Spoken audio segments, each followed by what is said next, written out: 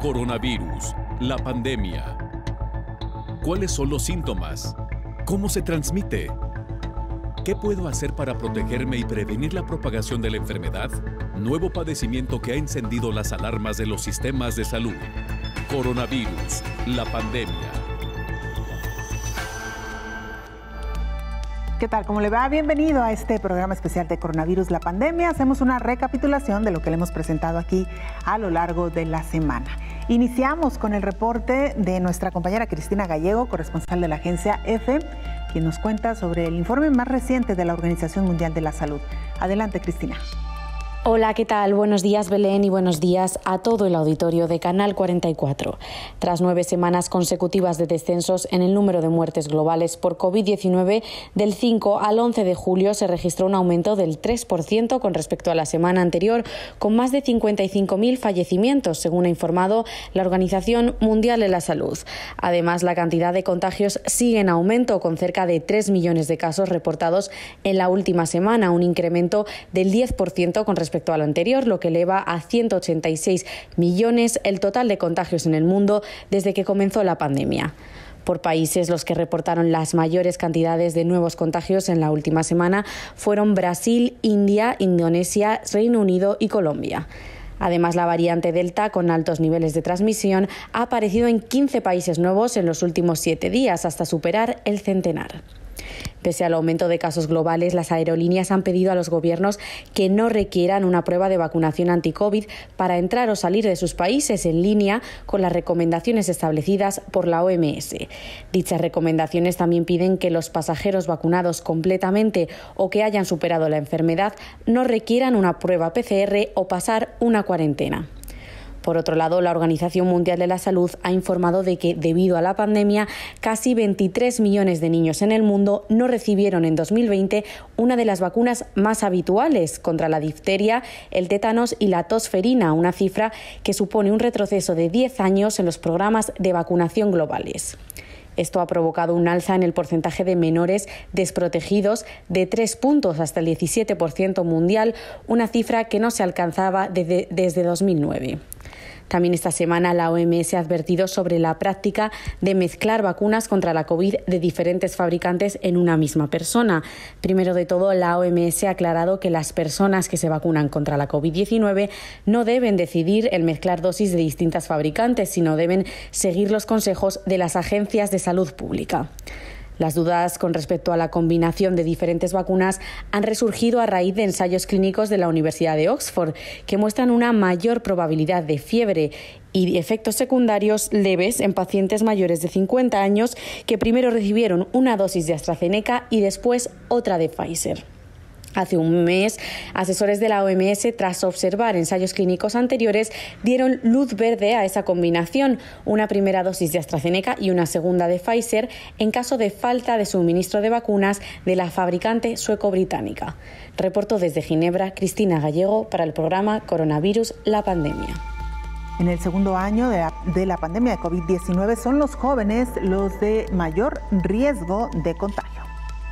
Desde hace 72 días ya se advertía sobre un nuevo repunte de personas enfermas por COVID-19, principalmente en jóvenes. La apertura de bares, antros, discotecas, eventos deportivos y las vacaciones de verano son, al parecer, el escenario de mayor riesgo por el acelere de contagios. Una historia que por segundo año consecutivo se repite, la omisión a la advertencia de los organismos de salud mundial, a un tercer repunte en algunos países y hasta quinto en otros, de nuevo toca la campana de alerta. La COVID-19 está acompañada de alfa, beta, gamma, delta y epsilon. 2 de estas variantes consideradas de alto riesgo y están en la mira fija por los investigadores por su alta contagiosidad y resistencia al parecer a ciertos medicamentos y vacunas. Ayer se vivió uno de los juegos de fútbol más visto a nivel mundial. Las imágenes mostraban a aficionados jóvenes en el estadio de Londres sin el uso de cubrebocas ni en el cuidado del distanciamiento. 2 aspectos considerados por la OMS que deben mantenerse. Los países europeos se enfrentan a una quinta ola pandémica. Desde el año pasado no han podido bajar la escala coronaria. Los especialistas lo atribuyen a la apertura de espacios recreativos. En las Américas, desde junio pasado a la fecha, las hospitalizaciones y muertes en la población joven va a la alza, una situación calificada como trágica. Brasil y Chile han cuadruplicado los casos. La población económicamente activa, segunda, tercera y cuarta década de la vida son las de mayor riesgo en este segundo año en que transita el virus SARS-CoV-2. Aunque tienen menos enfermedades preexistentes, advierten que pueden permanecer en los hospitales más tiempo.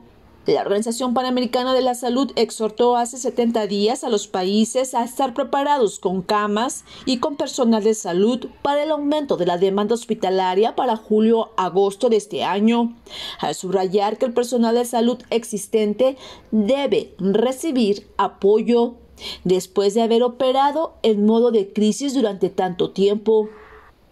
El incremento de casos en las últimas 6 semanas ha estado predominando del grupo de edad entre 25 y 45 años.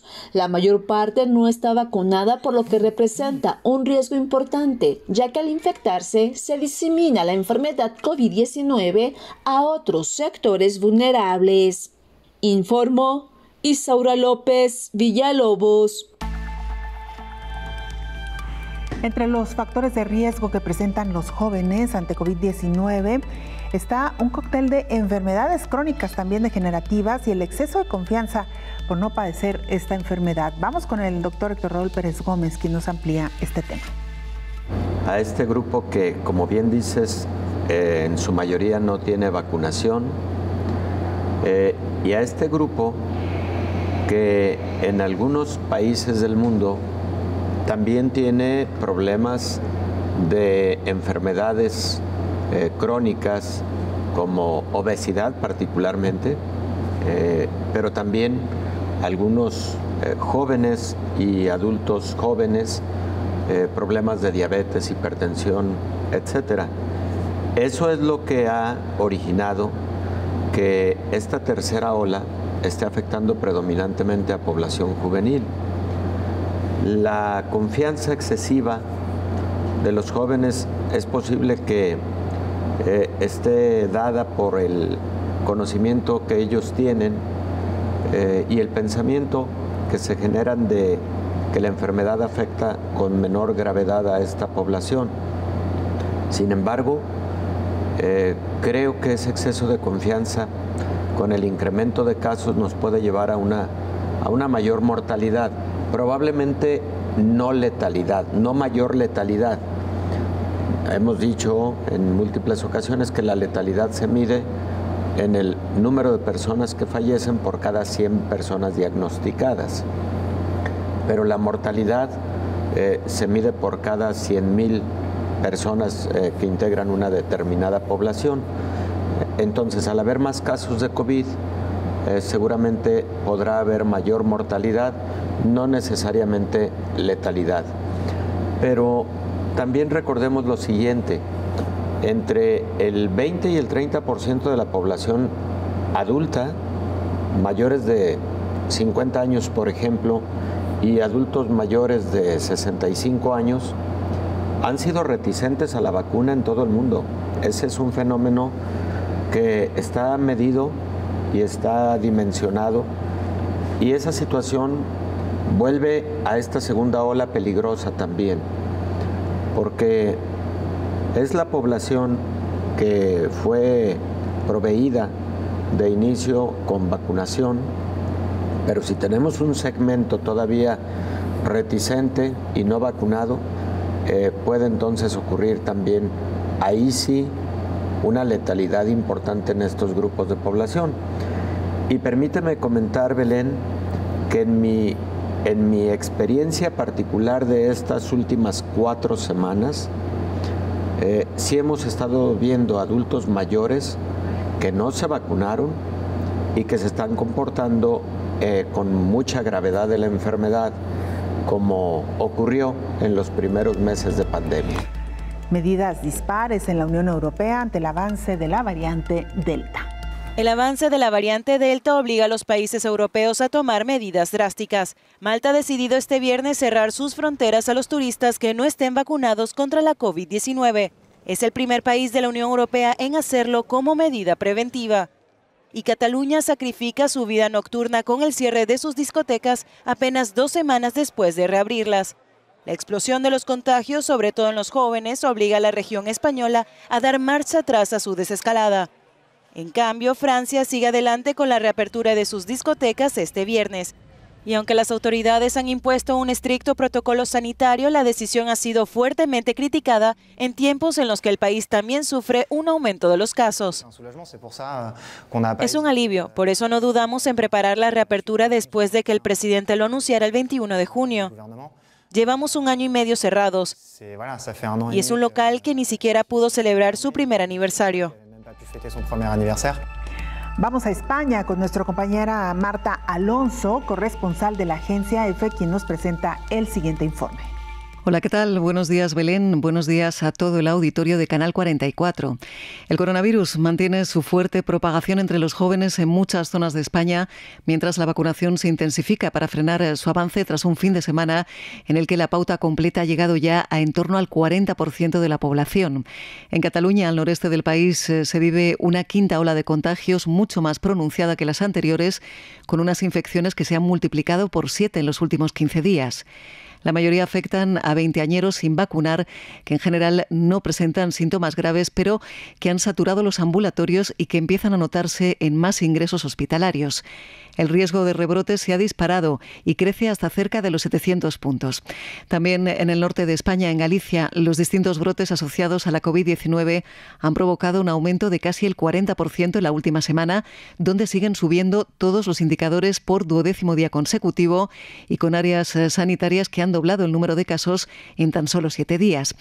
En Castilla y León, en el centro del país, se ha advertido de que estamos ante una nueva ola con una velocidad de ascenso espectacular entre los menores de 40 años. La cepa Delta, un 60% más contagiosa que la británica, avanza y se cree que podría ser predominante en España a partir de esta semana. Las autoridades recomiendan extremar las precauciones para frenar la expansión de esta variante y cubrir nariz y boca, aún al aire libre, si no puede garantizarse la debida distancia de seguridad. De hecho, el ascenso vertiginoso de los casos ha llevado ya a que algunas regiones hayan dado marcha atrás en la flexibilización de las medidas. Una de ellas es Navarra, que decidió dejar en suspenso durante 15 días la amplitud de horarios en el ocio nocturno, la hostelería, que deberán cerrar a la 1 de la mañana. Reportó desde España Marta Alonso para el programa Coronavirus, la pandemia. Hacemos una pausa breve, regresamos con más.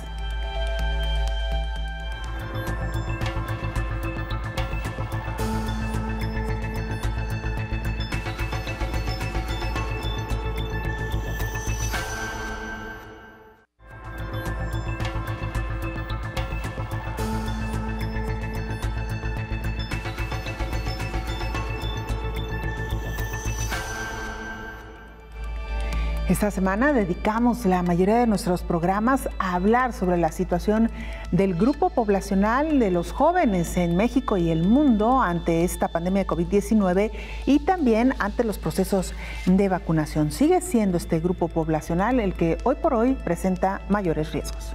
La COVID no solo está enfermando más a la población joven, sino que ha causado otros estragos. La Organización Internacional del Trabajo recordó que, según su estudio, más del 16% de los jóvenes no trabaja desde el inicio de la pandemia de COVID-19.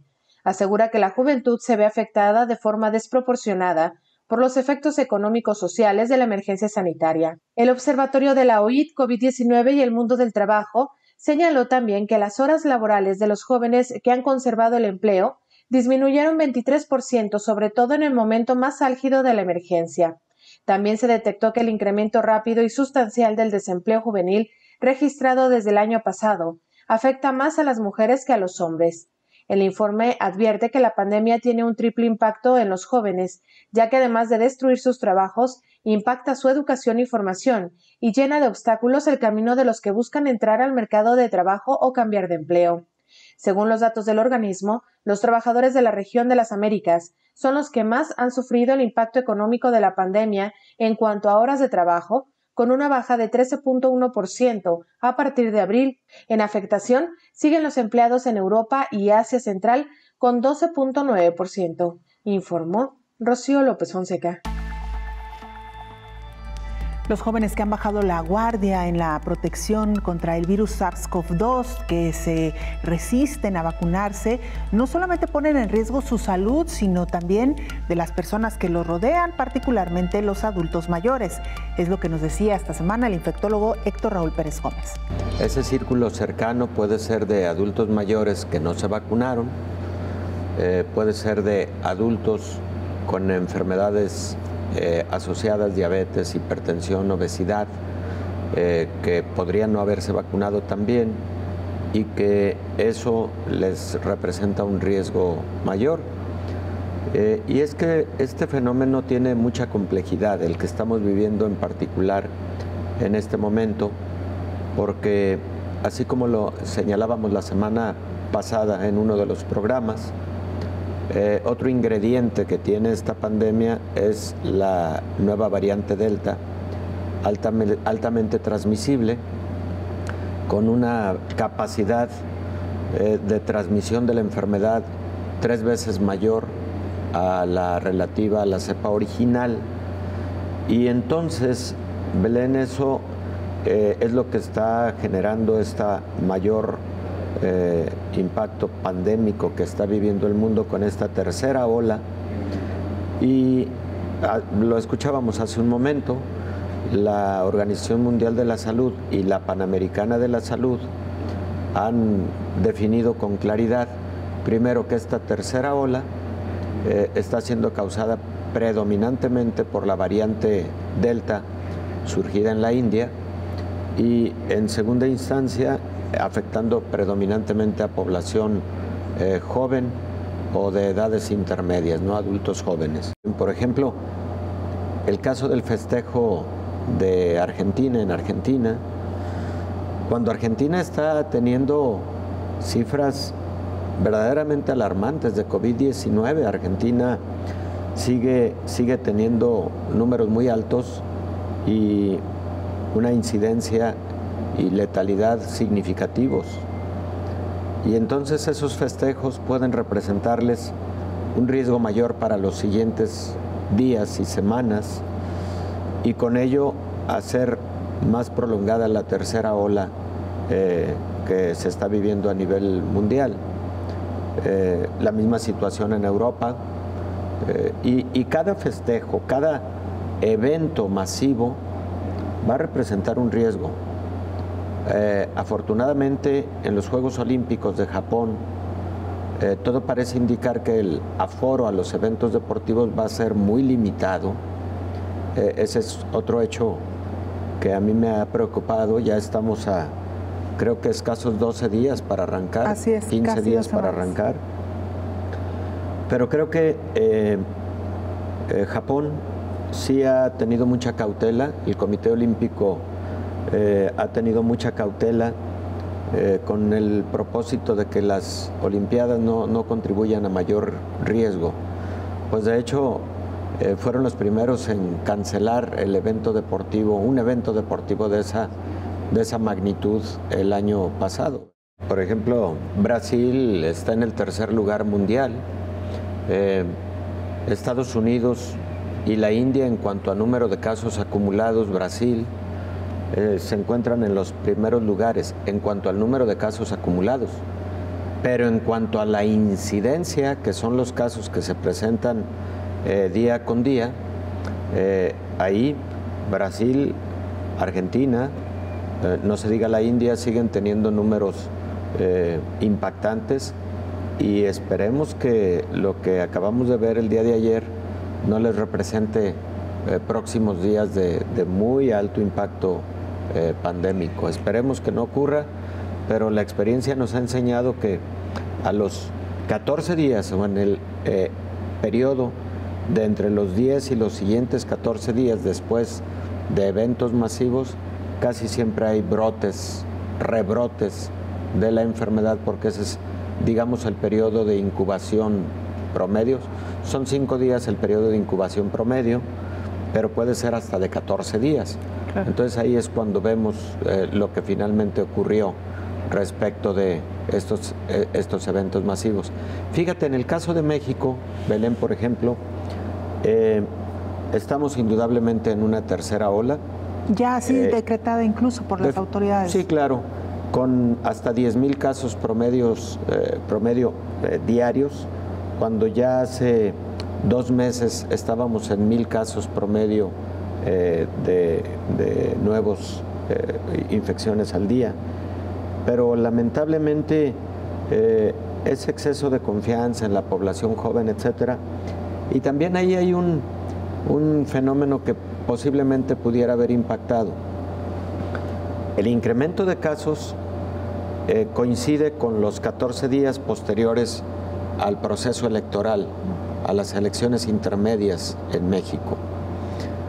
Poco antes hubo eventos masivos, cierres de campaña, eventos proselitistas, etcétera. Pues todo eso va contribuyendo. No serán el único factor, pero es la suma de factores. La nueva variante, que en el caso de México no ha sido evaluado en su magnitud real el problema de la nueva variante. ¿Por qué motivo? Porque hay que hacer muchos más exámenes de laboratorio para determinar mutaciones y con eso definir qué tan prevalente es determinada variante en una región o en un país. Si no haces esos exámenes, no vas a saber la magnitud del problema. Y esto aplica para todo el mundo. Claro. Los países que más exámenes de esta naturaleza realizan saben cuál es la magnitud de la presencia de esta nueva variante Delta. ¿Para qué tiene importancia? Tiene importancia por lo que decíamos de la mayor transmisión de la enfermedad. Y la enfermedad es diferente con la nueva variante Delta. No, realmente no es tan diferente desde el punto de vista clínico. Lo que hay que hacer para la atención de estos pacientes es prácticamente lo mismo que hemos venido haciendo con las otras variantes y con la cepa original. Pero para lo que sí es de utilidad es para la toma de decisiones macro desde el punto de vista salud pública, desde los niveles gubernamentales, en cuanto a la decisión de confinamientos a mayor escala, de volver a limitar algunas actividades, etcétera, y algo que me parece fundamental, Belén, que es el arranque del próximo ciclo escolar, que se ha, digamos, previsto la posibilidad de que sea presencial. Bueno, pues lo que ocurra en las próximas 3 semanas va a ser fundamental para la toma de una decisión definitiva. Si los números no ayudan, creo que el regreso presencial deberá postergarse para un mejor momento. Se volvió una costumbre el viaje de fin de cursos y esos viajes masivos, efectivamente hay que decirlo con claridad, frecuentemente con alcohol y frecuentemente en la piscina, con las famosas albercadas, pues que representan escenarios de muy alto riesgo, hombre. Las albercas llenas de jóvenes conviviendo como se es en esas etapas de la vida, pero que para estos momentos es inconveniente a todas luces. Nosotros en esta ciudad desde la que transmitimos, Guadalajara, en el estado de Jalisco, en México, hemos visto en los últimos días y semanas a muchos jóvenes precisamente que en esa situación de haber hecho ese viaje de fin de cursos, regresan varios de ellos, de ese mismo grupo, con infección por COVID-19. ¿Y qué es lo que ocurre? Pues que al regreso en el escenario familiar, cuidado con algún otro miembro de la familia que esté susceptible a la enfermedad, pero también cuidado con el comportamiento de la enfermedad que puede ser grave en ellos mismos, lo que decíamos antes. Creo que amerita, como lo hemos hecho en múltiples momentos, enviar desde aquí un mensaje a la población juvenil respecto del COVID-19. Ser joven no es garantía absoluta de que el COVID se va a comportar de manera leve también los jóvenes han tenido gravedad y también ha habido muchas fatalidades en gente joven por COVID-19. En más del tema, gobiernos europeos ponen el foco sobre el sector poblacional juvenil para frenar la variante Delta. Escocia levantará gran parte de sus restricciones a partir de la semana que viene en línea con la desescalada en Inglaterra. Pero a diferencia de su vecino sur, Escocia no apostará a dejarlo en manos del sentido común de los ciudadanos, una práctica que defiende el primer ministro Boris Johnson. Y en cuanto a la cuestión de obligar a adoptar medidas de mitigación como cubrirse la cara, permítanme decir lo siguiente. En mi opinión, si el gobierno cree que medidas como estas son importantes y este gobierno lo cree, deberíamos seguirla. No podemos hacernos la vida más fácil y luego esperar que el público asuma la responsabilidad. En Francia, el presidente Emmanuel Macron recibe críticas tras haber impuesto la vacuna para el personal sanitario y el uso de los certificados COVID para acceder a los restaurantes y a algunos transportes públicos. Se le acusa de discriminar a los antivacunas. Sin embargo, miles de franceses reservaron su cita de vacunación tras el anuncio, que busca detener la propagación de la variante Delta. Si en Francia ha habido dudas sobre las vacunas, en los Países Bajos ahora los jóvenes de 12 a 17 años hacen cola para vacunarse. Ya lo hice, así que está bien. Tenemos que sentarnos durante 15 minutos y luego podemos irnos. Mientras tanto, en Dinamarca se están estableciendo centros de vacunación en barrios vulnerables para aumentar la inmunización colectiva, donde solo alrededor del 40% de los residentes han aceptado vacunarse. Hacemos una pausa, regresamos con mucha más información.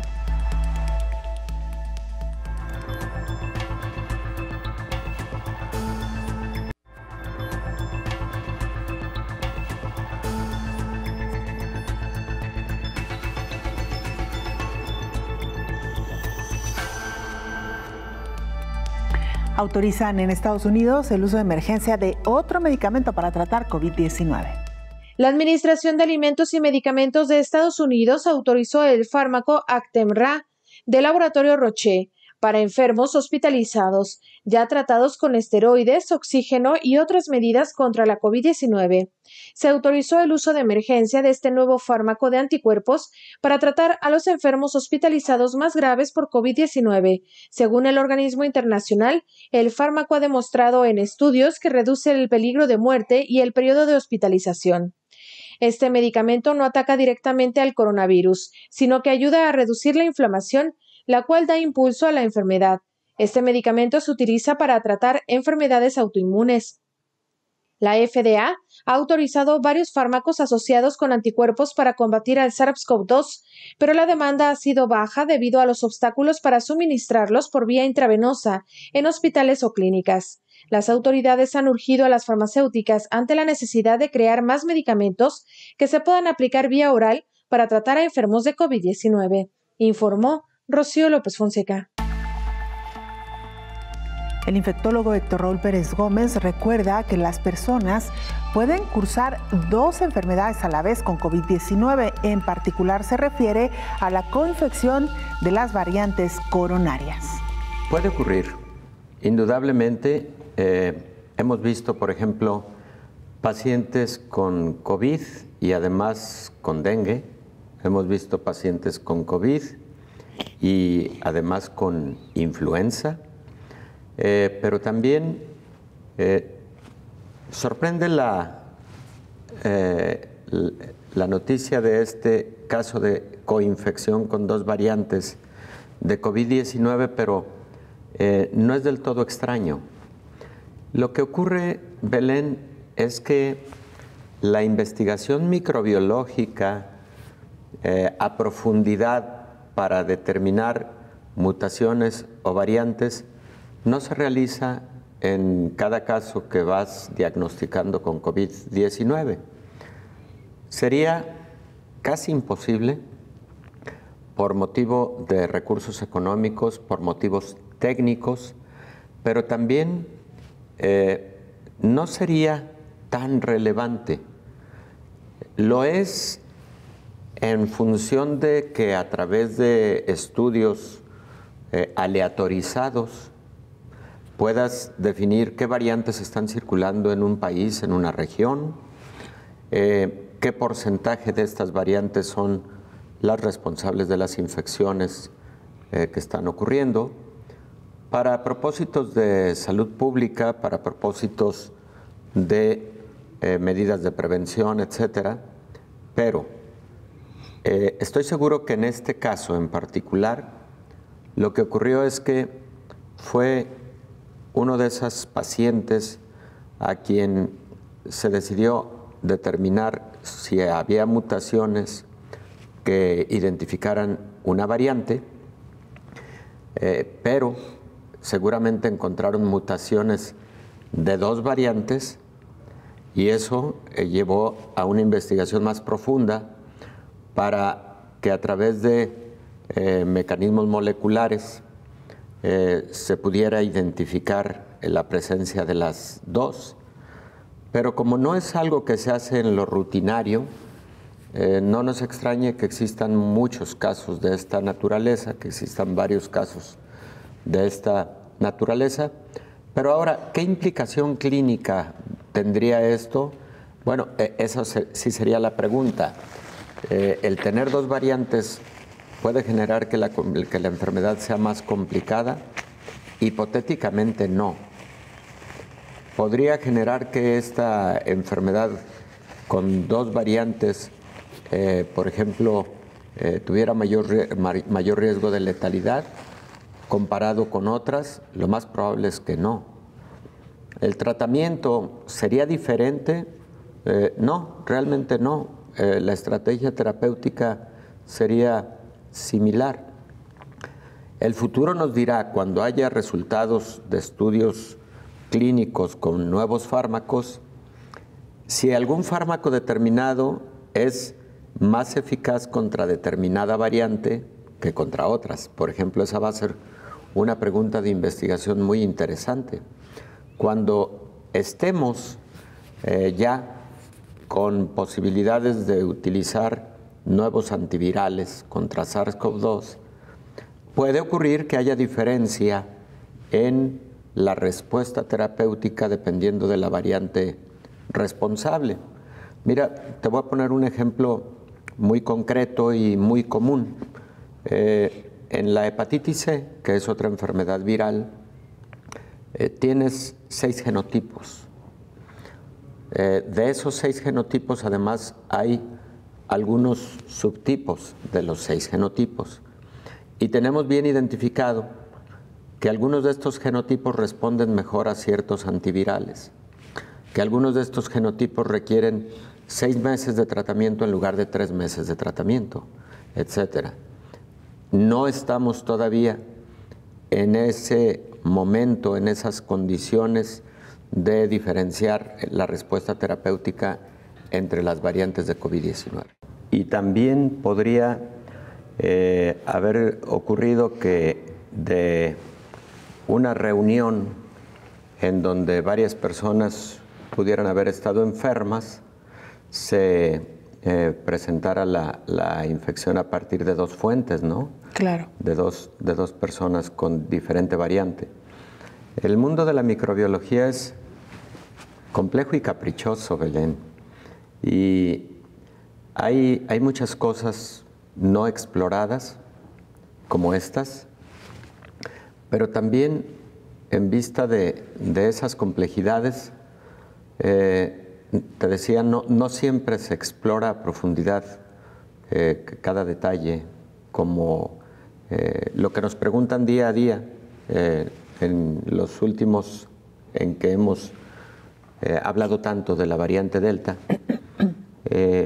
y hay quien nos cuestiona qué porcentaje de personas, por ejemplo en México, con COVID-19, tienen la variante Delta. No se puede responder esa pregunta, porque, ya lo decíamos, aunque existe un consorcio en México, y lo hay seguramente en muchos países en el mundo, para rastrear las variantes que están circulando, por ejemplo, de COVID-19, no se les hace este tipo de prueba para detección de las mutantes o detección de la variante a todas las personas. Vamos con nuestro compañero Agustín de Gracia, corresponsal de la agencia EFE en Brasil. Nos pone al tanto, nos actualiza información de lo que está ocurriendo en este país. Hola, ¿qué tal? Buenos días, Belén. Buenos días a todo el auditorio de Canal 44. 530.000 muertos y casi 19 millones de infectados. Esos son los números acumulados en Brasil desde que hace más de un año la pandemia de coronavirus llegó al país desatando un reguero de muertos, hospitales saturados, restricciones en movimientos, cierre de negocios y la búsqueda de culpables políticos por una gestión encabezada por el presidente Jair Bolsonaro que, según sus críticos, restó herramientas para luchar contra la pandemia. Los 210 millones de habitantes de Brasil ya han atravesado 2 olas de la pandemia y están a puertas de una tercera, con el temor de que sea más fuerte por la llegada de la variante Delta, que ya está presente en Brasil desde hace varios días. Parte de la reducción en el número de muertos se debe a la campaña de vacunación que comenzó a mediados de enero. Ya se han aplicado 111 millones de dosis que han beneficiado a 76 millones de personas en la primera dosis y 27 en la segunda o única. Una comisión del Senado lleva analizando la responsabilidad que puede tener el equipo de Bolsonaro en esta tragedia. Porque el presidente brasileño primero minimizó la pandemia diciendo que se trataba de una gripecita. Aparece casi siempre sin mascarilla protectora a pesar de todas las recomendaciones de los expertos y su insistencia se centra en recuperar las actividades económicas. Pero Bolsonaro puede salir mal parado según se van ventilando informaciones sobre hechos de presunta corrupción entre altos funcionarios en la compra de vacunas y el peligro de que el mismo gobernante haya caído en un posible delito de prevaricación por no aplicar medidas para evitarlo. Su desempeño en la lucha contra la pandemia ha hecho que esté aumentando la desaprobación hacia su gestión. Es una desaprobación que se conoce en las encuestas, pero también que se refleja en las calles de Brasil, donde son frecuentes las manifestaciones populares con un grito unificado: ¡Fora Bolsonaro! Reportó desde Brasil para el programa Coronavirus la Pandemia Agustín de Gracia de la agencia EFE. En México, las alertas se han encendido de nueva cuenta ante la llegada de la tercera ola de COVID-19. En una semana aumentó en 29% las infecciones del virus SARS-CoV-2. Incremento de jóvenes contagiados por coronavirus en México. Para las autoridades sanitarias se debe al abandono de las medidas de protección, sumado a una mayor cantidad de contactos sociales. Las infecciones por coronavirus aumentaron un 29% en una semana. El programa de vacunación de México no ha llegado aún a los menores de 30 años. El número de enfermos graves de entre 60 y 69 años ha bajado en lo que va de año tras el programa de vacunación. Pero las hospitalizaciones se han duplicado con creces en el caso de los que tienen entre 30 y 39 años, el grupo que apenas empieza a vacunarse.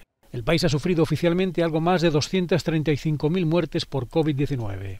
Los datos de exceso de mortalidad sugieren que el número real de fallecidos en México es de alrededor de 360.000 personas. Nuestra última pausa, regresamos con más noticias.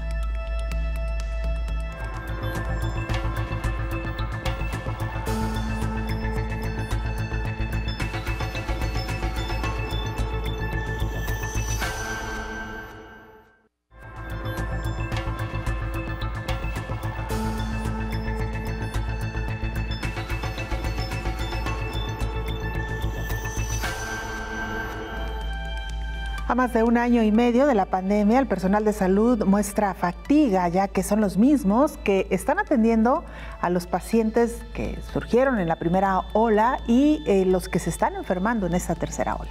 Durante las 3 olas de COVID que han golpeado al sistema sanitario público en el mundo, se midió la saturación que la enfermedad estaba provocando en las unidades de cuidados intensivos, y aunque en varios países la saturación en las terapias intensivas ha disminuido de manera considerable, la saturación no ha cesado. Ya no es tan urgente y mortal, pero los profesionales siguen sometidos a presión.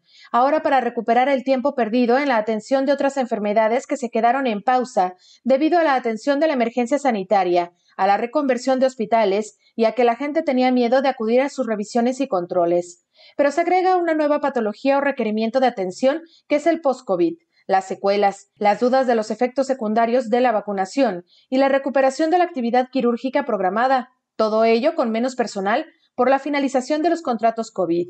Por ejemplo, en muchos hospitales, los servicios de medicina interna y de neumología vienen atendiendo desde el inicio de la pandemia a los pacientes afectados por la enfermedad, a los que han estado ingresados en la unidad de cuidados intensivos o en planta COVID y que presentan secuelas limitantes, ya sean de tipo respiratorias como la disnea y otras como fatiga y debilidad general, que si bien son las más frecuentes, no son las únicas que se tratan, ya que hay casos donde se observan síntomas de tipo neurocognitivos, psicológicos o digestivos, que han derivado al paciente a esos especialistas y, por lo tanto, esos servicios están viendo crecer cada vez más las consultas y a veces reportan un diferimiento en las mismas de días y hasta semanas. Depende del país en donde se esté registrando este fenómeno, según el análisis de hospitales españoles, informó Rocío López Fonseca.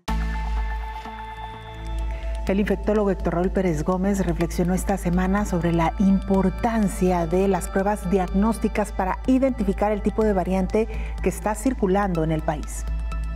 Los pacientes tienen una evaluación clínica y laboratorial muy similar.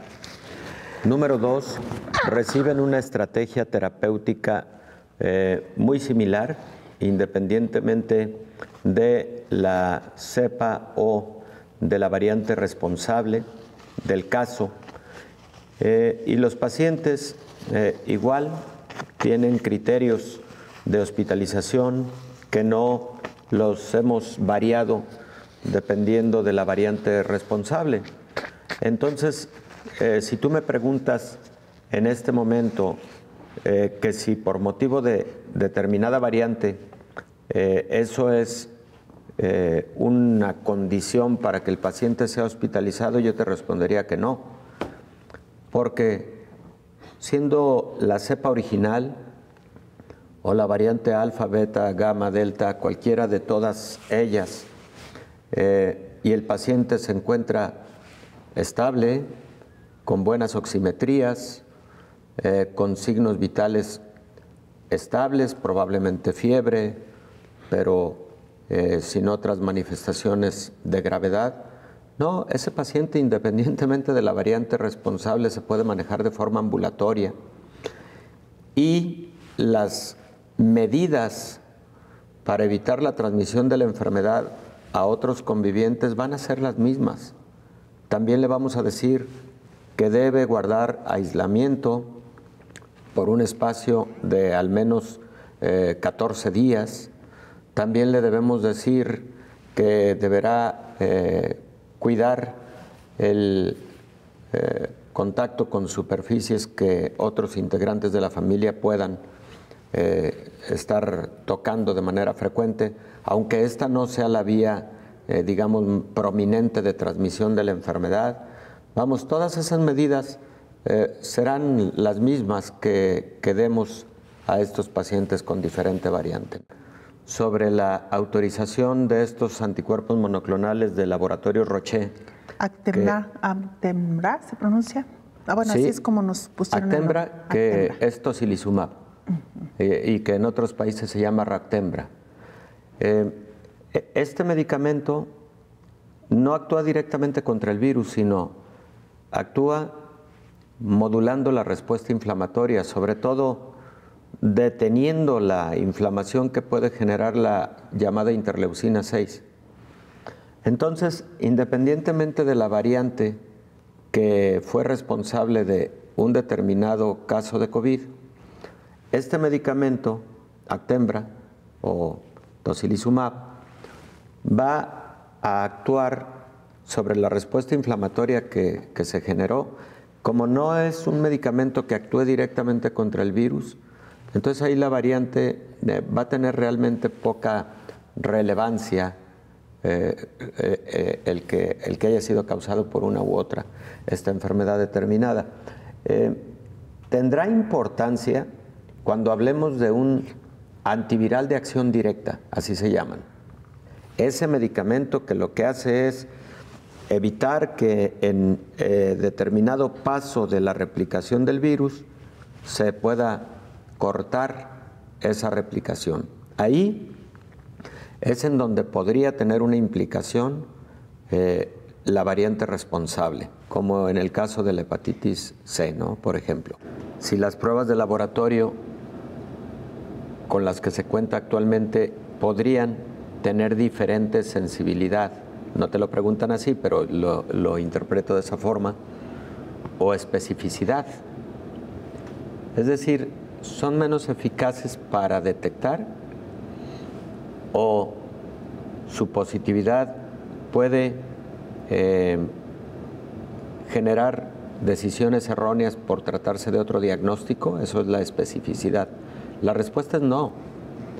Las pruebas de laboratorio que se están utilizando en la actualidad, como por ejemplo la RT-PCR o la prueba de detección de antígeno, tienen la misma sensibilidad y especificidad independientemente de la variante en cuestión.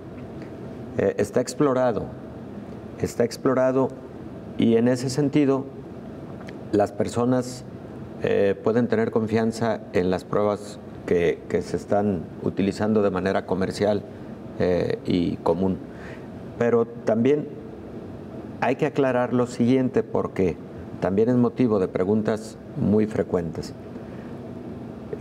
Doctor, yo quisiera ir al laboratorio para saber si estoy con la variante Delta.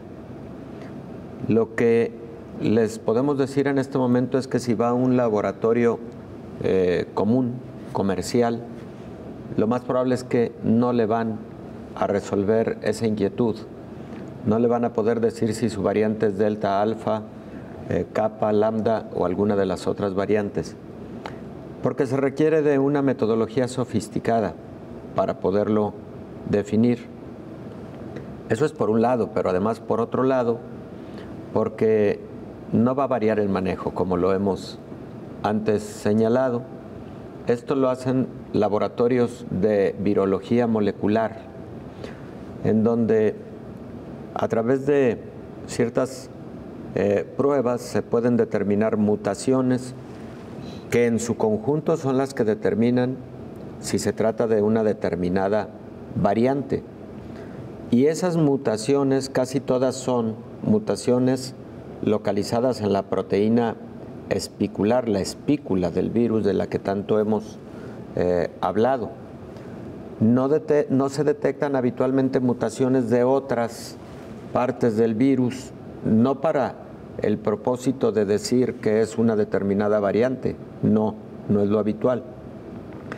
En el contexto, pues, de el manejo cotidiano del paciente con COVID-19, no se realizan de forma rutinaria la determinación de estas mutaciones o de estas variantes, sino para propósitos de salud pública, como antes comenté. Antes de despedirnos, vamos con nuestro compañero Bernardo Arreola, quien nos presenta los avances en ciencia y tecnología que se han dado durante esta pandemia. A finales del año 2019, una noticia comenzó a circular en redes sociales y poco a poco impregnó los guiones de los principales medios de comunicación. El programa de monitoreo de enfermedades emergentes de la Organización Mundial de la Salud notificó sobre una neumonía de causa desconocida en Wuhan, China. Días después, sería identificada como el virus SARS-CoV-2 causante del coronavirus. De inmediato, la OMS comenzó a colaborar de manera estrecha con expertos mundiales, gobiernos y asociados para ampliar rápidamente los conocimientos científicos sobre este nuevo virus, rastrear su propagación y asesorar a los países y las personas sobre las medidas para proteger la salud y prevenir la reproducción del brote. Fue de esta manera que la ciencia y la tecnología tomaron un papel preponderante ante la pandemia. De acuerdo con la revista Nature, para septiembre de 2020, apenas 9 meses después de identificado el virus, investigadores de todo el mundo habían registrado 12.000 mutaciones del genoma de dicho agente patógeno. A lo largo de este poco más de año y medio, los avances de la ciencia y la tecnología han impregnado no solo las nuevas maneras de identificar el virus, sino que todo ha girado en torno a una nueva economía pospandémica. Las clases virtuales, home office permanente, multipantallas, reuniones a través de salas de videoconferencia. Un tema de salud que trastocó todas las maneras de relacionarnos entre personas.